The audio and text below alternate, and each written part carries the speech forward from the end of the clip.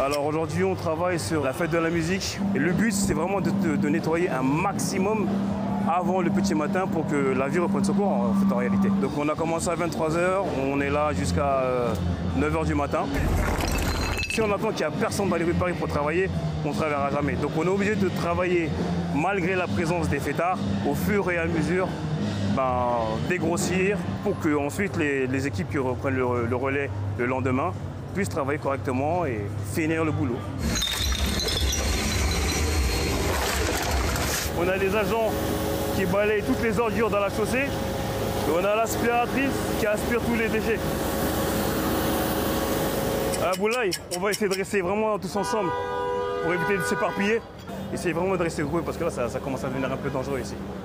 Là, le risque, c'est qu'on tombe sur des personnes qui sont un peu alcoolisées.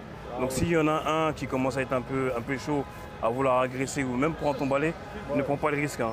S'il est vraiment virulent, tu lui laisses ton balai et ensuite tu nous contactes. Et voilà, et nous on va essayer de les gérer. Okay. Et pareil aussi pour tous les agents. Okay. Ça marche pour toi? Ouais, ça va. Okay. Donc là, du coup, moi je vais rester vraiment derrière. Au cas où s'il se passe quoi que ce soit avec les agents et avec par exemple les fêtards, et ben j'interviens et je les mets en sécurité quoi. Chef, tranquille, c'est aussi là-bas qu'il faut le mettre, c'est pas là, tu vois. Voilà, on est en train de nettoyer là. Nettoie. Dis-moi, j'ai vu. Ramasse. Là-bas. Ramasse. Check d'abord. Ah, check, merci la famille. Bien vu, ramasse bien. Allez, vas-y. Allez.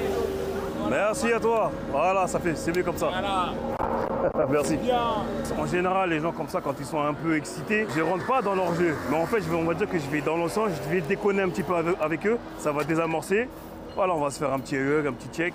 Et ça passe. Et tu as bien vu, hein. Il a pris la bouteille, il est venu la mettre lui-même dans le trottoir, directement. Moi, j'ai travaillé quand Paris a gagné.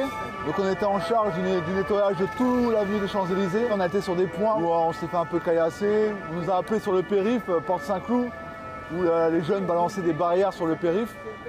Donc ouais, il y a quand même des événements qui sont un peu plus durs quand même. Je sais pas si tu as remarqué, mais tout au long de la soirée, même quand on se déplaçait, tu voyais des personnes assises en groupe, 4, 5, 6 personnes qui étaient là en train de boire, de consommer leur bouteille d'alcool, manger un petit peu des chips et des gâteaux. Et ben, ce sont toutes ces personnes-là, quand elles se lèvent, quand elles ont terminé, et ben, elles se lèvent, elles laissent tout au sol, elles s'en vont. Et le problème, c'est le lendemain, quand ils se lèvent le matin, quand ils descendent dans la rue, c'est propre.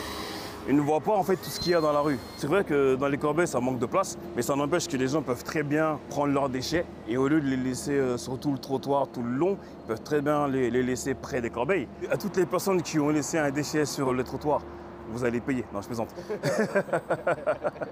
Grâce à la caméra, vous pouvez voir directement l'état des rues après votre passage. Vous voyez ? Donc en fait, c'est extrêmement sale.